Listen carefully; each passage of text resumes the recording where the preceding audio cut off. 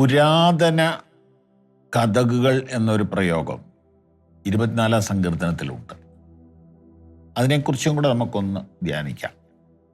24 സങ്കീർത്തനത്തിൻ്റെ 7-ാമത്തെ വാക്യം, വാതിലുകളെ നിങ്ങളുടെ തലകളെ ഉയർത്തുവിൻ, പണ്ടേ ഉള്ള കഥകളെ ഉയർന്നിരിപ്പിൻ. ഞാൻ കോട്ടയത്തൊരു വീട്ടിൽ പോയി. ആ വീട് 100 കൊല്ലം പഴക്കമുള്ള വീടാണ്. അതുകൊണ്ട് തന്നെ ആ വീടിൻ്റെ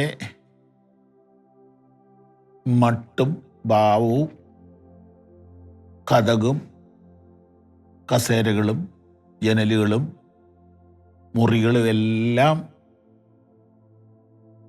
പാടെ വ്യത്യസ്തമാണ്.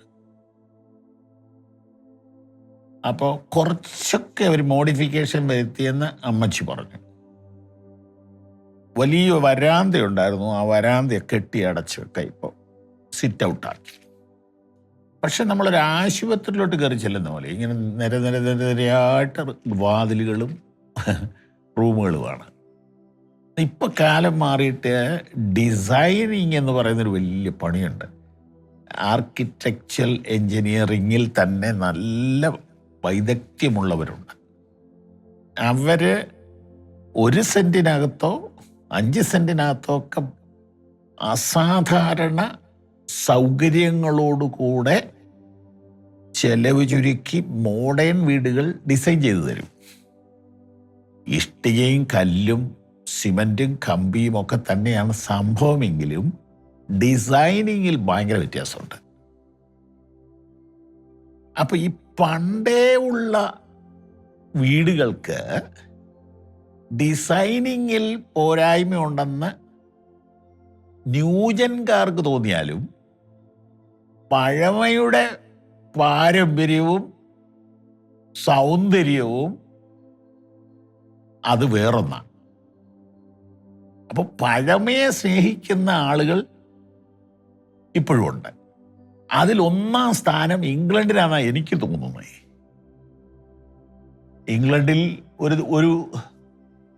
ഒരു സ്ഥലത്തൂടെ പോകുമ്പോൾ എന്നെ ഒരു മോൻ പറഞ്ഞത്, ഈ കെട്ടിടത്തിന് മുകളിലോട്ട് നോക്കി എൻ്റെ ഡേറ്റ് നോക്കാൻ പറഞ്ഞു. നോക്കിയപ്പോൾ എത്രയോ വർഷങ്ങൾ, 1000 വർഷത്തിൻ്റെ പഴക്കം, മറന്നുപോയി എത്രയോ എൻ്റെ ഒരു ടൈം പറഞ്ഞിട്ടുണ്ട്. അതൊരു കള്ള് ഷാപ്പാണ്. അപ്പോൾ അത്രയും പഴക്കമുള്ള ഷാപ്പും കാര്യങ്ങളൊക്കെ ഞാൻ പറഞ്ഞ വർഷം തെറ്റാവട്ടോ, എനിക്ക് ഓർമ്മ പോയി, ആ വിഷയത്തിലുള്ള ഓർമ്മ പോയി. അപ്പോൾ ഞാൻ പറഞ്ഞു വരുന്നത്, അതിങ്ങനെ ചെരിഞ്ഞ് നിൽക്കുന്നു, റോഡിലോട്ട് നിൽക്കുന്നു ഒക്കെ ശരിയാണ്. പക്ഷെ അവർ പഴയതൊന്നും കളയില്ല.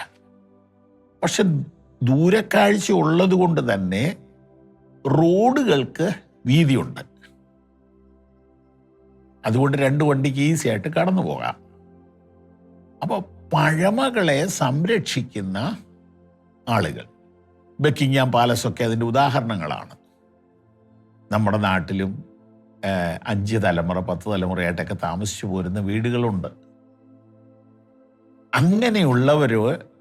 ഉള്ളതിനെ അവരെന്ത് ചെയ്യുന്നു? വല്ലാതെ സ്നേഹിക്കുന്നു, അവരതിൽ പ്രശംസിക്കുന്നു, അവരതിൽ അഭിമാനിക്കുന്നു. പഴമയുടെ സൗന്ദര്യം. ഇത് ആത്മീയത്തിലേക്ക് വരുമ്പോൾ എങ്ങനെ വരും? ഇത് ആത്മീയത്തിലേക്ക് വരുമ്പോൾ പാരമ്പര്യവും പ്രശംസയും എന്ന വിഷയത്തിലോട്ട് വരികയാണ്.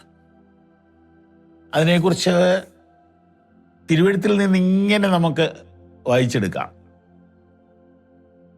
അബ്രഹാം ഞങ്ങൾക്ക് പിതാവായിട്ടുണ്ടെന്ന് ഉള്ളം കൊണ്ട് പോലും പറയരുത്. അബ്രഹാമിന് ഈ കല്ലുകളിൽ നിന്ന് മക്കളെ ഉളവാക്കാൻ ദൈവത്തിന് കഴിയും. അതുകൊണ്ട് മാനസാന്തരത്തിന് യോഗ്യമായ ബലം കായ്ക്കുകയും. അപ്പൊ പാരമ്പര്യത്തിൽ പ്രശംസിക്കുകയും വേണ്ട, നെഗളിക്കുകയും വേണ്ട, പുകഴവും വേണ്ട. മാനസാന്തരമാണ് ആവശ്യം. അപ്പൊ ദൈവം പഴയതിനെയും പുതിയതിനെയും സ്നേഹിക്കുന്നു. പക്ഷേ പഴമയെ ഒരു ഗമയായിട്ട് എടുക്കണ്ട. ഇസ്രായേലിൻ്റെ അല്ലെങ്കിൽ യഹൂദന്മാരുടെ ഒരു വലിയൊരു മൈനസ് പോയിന്റ് എന്ന് പറയുന്നത് ഞങ്ങൾ പണ്ടേ ഉള്ളതാണ്, നിങ്ങൾ എപ്പോഴാണ് ഇങ്ങോട്ട് വന്നേ എന്ന ഒരു ചിന്തയാണ്. അവരെ നോക്കിയിട്ട് വിളിക്കുകയാണ്, പണ്ടേ ഉള്ള കഥകളെ ഉയർന്നിരിപ്പി. നിങ്ങളുടെ ഈ പഴയ ചിന്താഗതിയെ ഒന്ന് പൊളിക്കണമെന്നാണ് പറയുന്നതിൻ്റെ അർത്ഥം. ഒരുത്തൻ ക്രിസ്തുവിലായാൽ അവൻ പുതിയ സൃഷ്ടിയാണ്. പുതിയ സൃഷ്ടി എന്ന് പറഞ്ഞാൽ രാജു എന്ന മനുഷ്യൻ പുതിയ സൃഷ്ടിയാകുമ്പോൾ ഷർട്ടിൻ്റെ കോളർ മാറ്റുകയല്ല അവിടുത്തെ ഉദ്ദേശം. പുതിയ സൃഷ്ടി എന്ന് പറയുന്നാൽ തിങ്കിങ് ലെവലാണ് മാറുന്നത്, ഡ്രീമിംഗ് ലെവലാണ് മാറുന്നത്,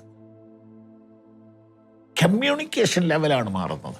സ്വപ്നങ്ങൾ മാറുക, സംസാരങ്ങൾ മാറുക, ഭാഷ മാറുക.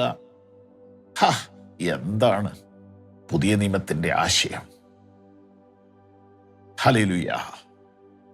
ഒരുത്തൻ ക്രിസ്തുവിലായാൽ അവൻ പുതിയ സൃഷ്ടി, പഴയത് കഴിഞ്ഞുപോയി, പണ്ടേ ഉള്ള കഥകളെ ഉയർന്നിരിപ്പീൻ.